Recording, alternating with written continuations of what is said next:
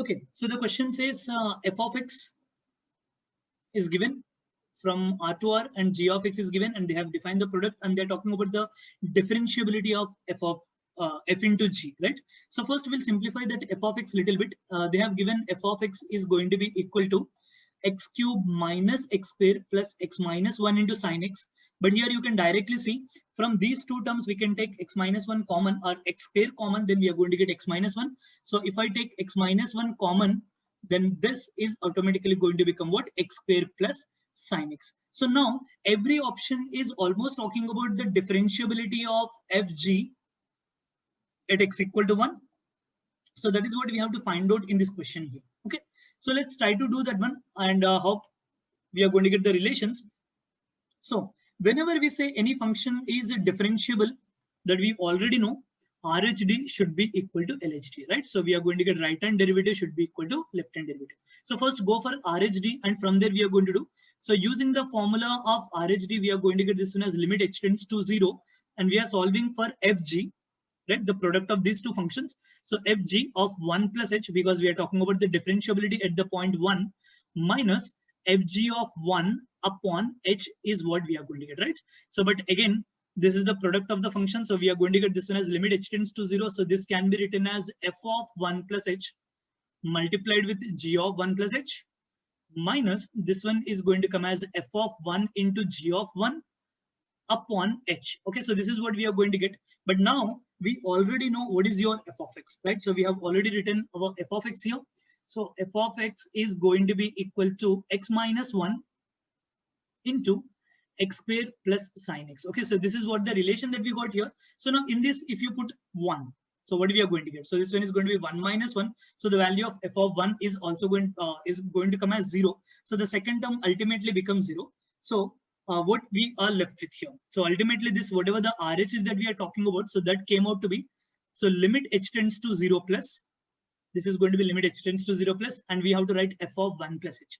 So what is going to be f of 1 plus h? In the place of x, I'm going to put 1 plus h. So this one is going to be simply h times, we are going to get 1 plus h whole square plus sine 1 plus h, as we are putting x equal to 1 plus h, and multiply with g of 1 plus h. We don't know what is that g of x here, so we are just going to keep it like that only.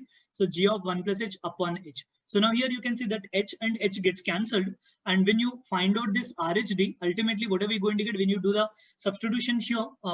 H tends to 0, so that one is going to come as simply 1 plus sine 1 multiplied with g of 1 plus h. G of 1 plus h. So I can simply write that one as 1 plus. Can I say that one? Okay, so RHD is going to come as 1 plus sine 1 into g of 1.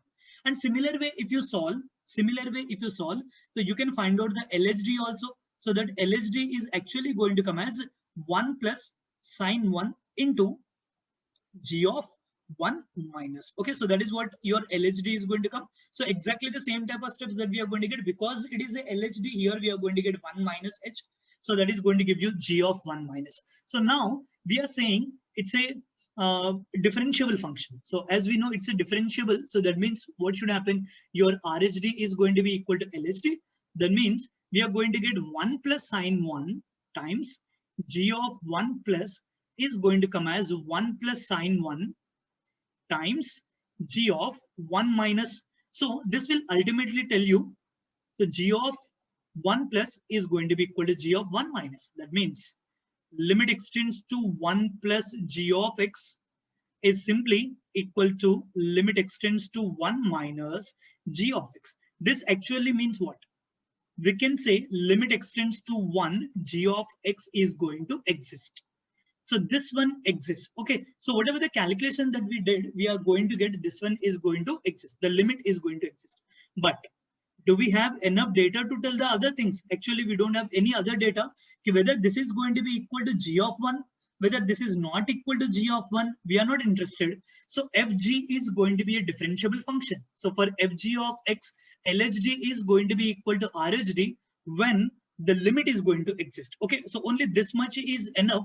Only this much is enough So it may be equal to g of 1 or it may not be equal to g of 1. It is not going to change any solution here. Okay, so that is what we are going to get here. So only the limit should exist. So now let's go back to the options and see what are we going to get.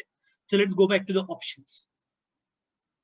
So here in the options, they are saying g is continuous at x equal to 1, then fg is differentiable, but we have just now got fg is going to be differentiable when limit extends to 1, g of x exists. But right, this is what we got here. So only this much is enough here. So fg differentiable only when limit is going to exist. Only this much is enough here. The first option says g is continuous. When if g is continuous, then automatically limit exists. So done. So option A is going to be the right answer, because if g is becoming continuous, then that means limit is going to exist. If the limit is going to exist, then fg is going to become differentiable. Next, second option, if fg is differentiable, then g is continuous. Can we say this one? It is not necessary. Okay, here you have to be careful. Many people might have even taken B as the right answer while doing this question. So it's a very, very, very big blunder here. So it is not necessary that the limit is going to be equal to g of 1. We have just seen we are getting the condition as only limit is going to exist. It may or may not be equal to g of 1. So it may or may not be continuous. That is not needed. So similarly, if g is differentiable, g is continuous. If g is continuous, limit exists, so then automatically fg is going to be differentiable. So option C is also going to be the right answer. And also D, using the same type of interpretation as the B, we cannot say g is going to be differentiable when fg is going to be differentiable. So for this question, the answer is going to be only A and C.